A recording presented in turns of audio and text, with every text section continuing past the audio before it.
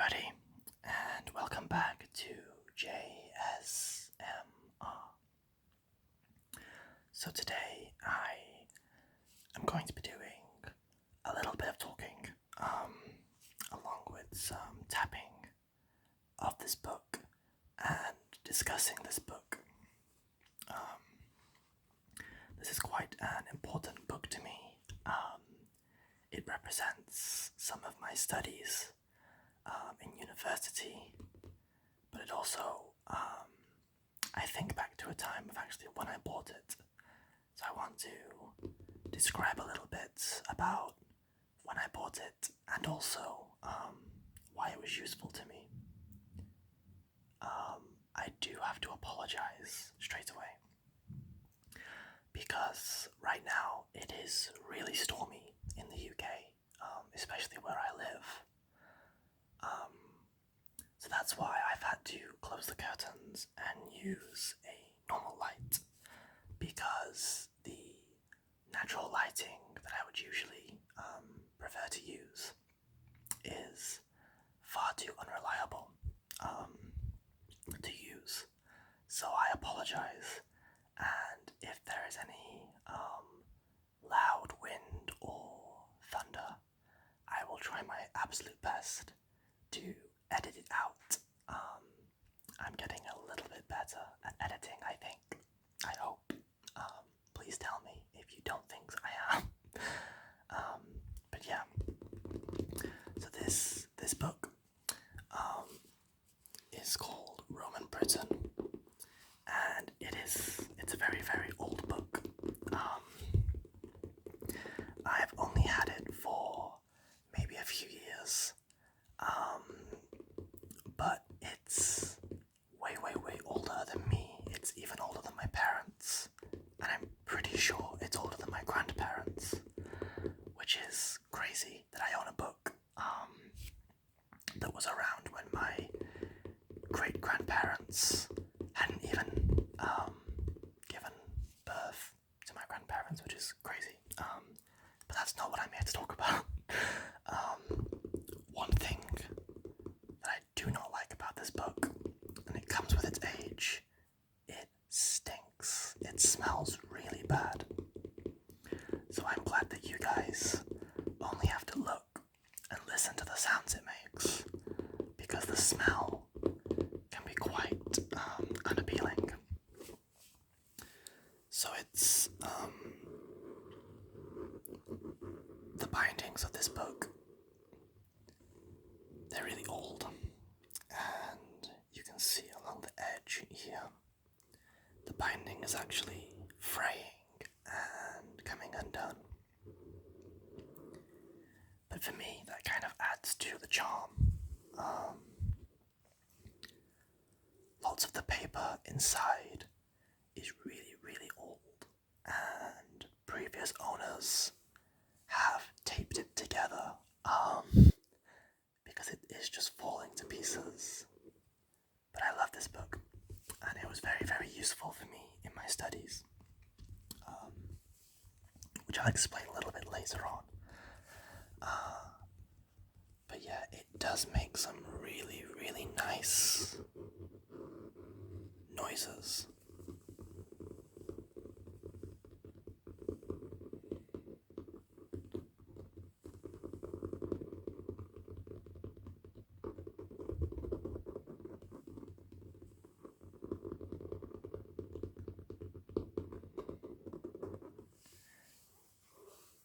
Particularly,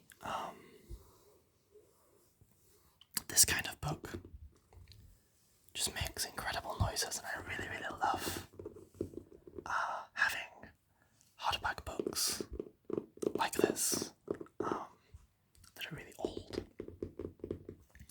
One of my favorite things to do is to go into second-hand bookstores, which is how I got this book, because you can get books so incredibly cheap, and they're just great. I can't wait to one day have a huge bookshelf where I can just have many, many, many, many, many, many old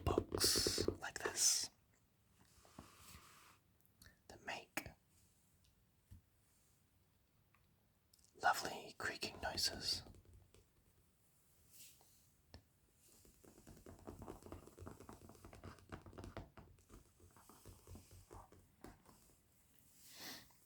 So on the very first 2 pages, we have 3 figures in the book. So this here is a bearded gorgon, and it reads, "On the shield of Sol Minerva, from the pediment of her temple at Bath." So this is a photo of somewhere in Bath, which is in the UK, obviously, because the book is about Roman Britain. What I'm kind of confused by. I'm pretty sure these were not in the original book. So these have been cut out, badly cut out, and glued down by somebody, one of the previous owners, which for me just adds to the history of the book itself, because someone decided to add related images. We also have here some Roman mosaic pavements from Aldborough, and these are both currently, or at the time of this old picture, they were at Leeds Museum, which is actually very, very close to where I live. So I should definitely go and pay a visit to see if I can find these 2. But yeah. So if you weren't aware, I did a degree in archaeology, and I specialized in ancient Greece, but I also looked heavily at Rome and Egypt. So Rome isn't my exact speciality, but it's something that I care a lot about, and I find it fascinating. The Romans were very, very fascinating to me. And one more thing I want to say before I go to the next page is up in the top corner, there's a price of £1. And £1 is how much I paid for this book in the second-hand bookstore. So I was very, very happy on that day. So £1 is maybe like equivalent to $2 if you understand American money better. So yeah, I was very, very happy. And also, the pattern here in this mosaic pavement is very similar to the pattern on my ring. That was not intentional, by the way. I did not intend to wear this ring. I just really enjoy wearing this ring.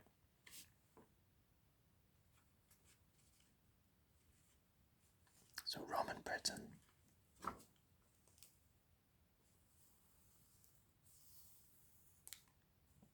As you can see, somebody has had to tape the book because of its age. This was written or published in 1932 by Oxford University. So this is a really, really old book. Much, much, much older than me. But yeah, I love it.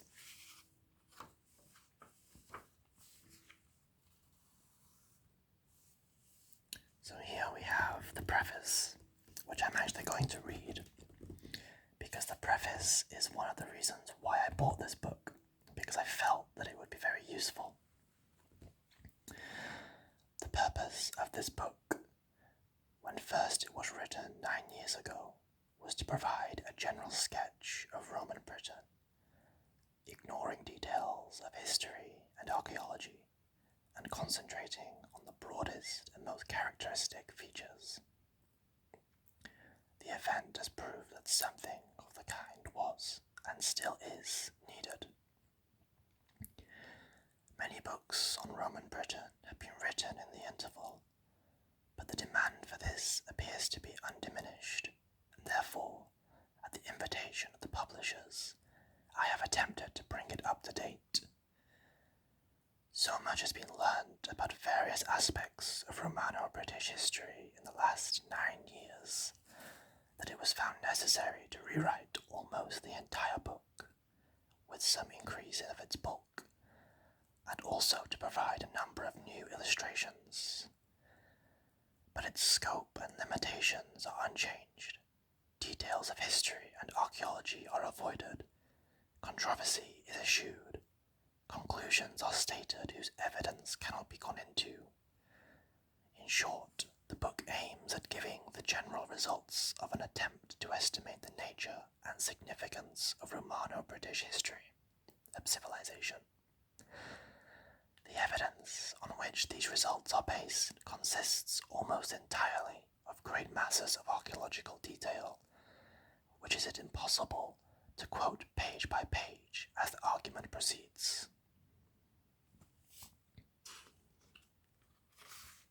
The general reader could not use such references, and the specialist does not need them, but readers who wish to refer to the works on which the argument immediately rests will find the most important named in the bibliography. So that preface was written in 1932, after the book had essentially been rewritten from its initial publication 9 years previously. One thing that I fell in love with was the fact that it ignores details of history and archaeology and just focuses on the important stuff, which I found super useful in university because too many times was I reading an academic article and they were just too complicated. They were talking about stuff that I had no clue what they were talking about, unfortunately for me. So I found this book really useful, but also lots of the information in this book is now actually incorrect. So lots of stuff that they included is no longer factually correct.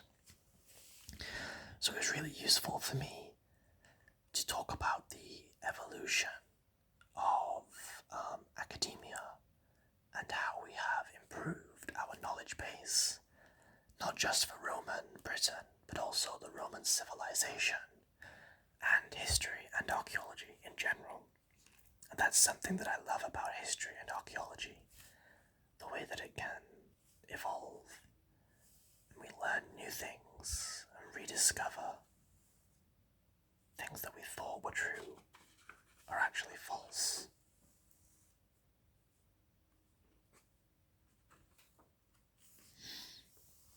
So this book has many, many beautiful illustrations throughout the entire thing. And I'm not going to read any more points or extracts from the book because I don't want to bore people. But I really love the history of the book. So these pencil markings here, they were not made by me. Again, they were from a previous owner. And stuff like that, I really love because it's really interesting to me to look at what other people found very interesting. And I lied. Okay, I'm sorry, but I do actually want to read a little bit of an extract. So it's this one here. The Romans were not a pure race, but a very mixed one, and one of the chief elements in the mixture was just that Celtic strain which predominated in Britain. I love the fact that even back in 1932,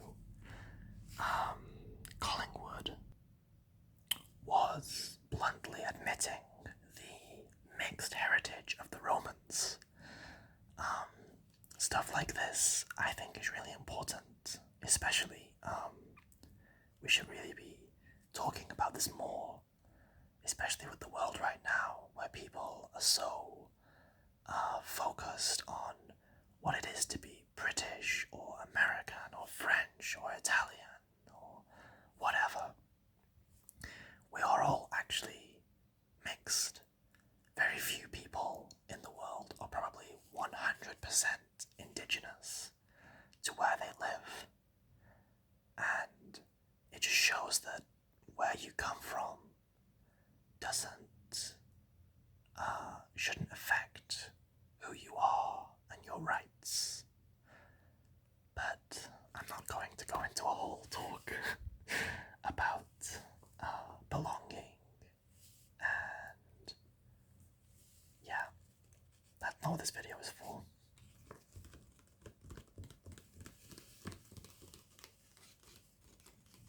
It's meant to be a nice relaxing video where I talk a little bit.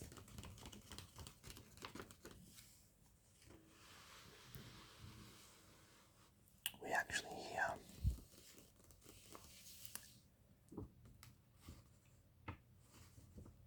a picture of Hadrian's Wall. So this is Chester's, the headquarters building, showing an underground strong room. So this is a section of Hadrian's Wall, or the remnants of it, which was a wall that was built to separate Roman Britain from Scotland, which arguably contributed to centuries and centuries of differentiation between what later became English and Scottish, unfortunately. You can tell the book is really, really destroyed. Not because of me. I've taken very, very good care of the book.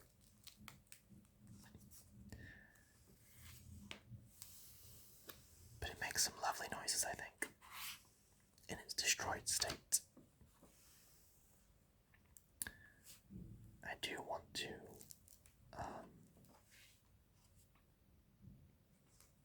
skip to the end. I don't want the video to be too long, because I will go on and on and on for a long, long time about Romans.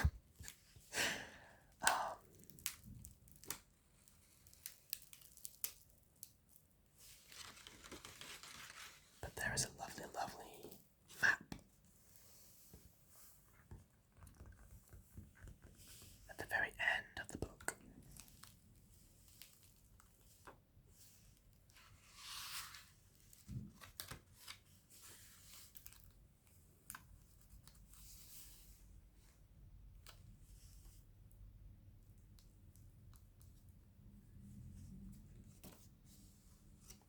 Here we are.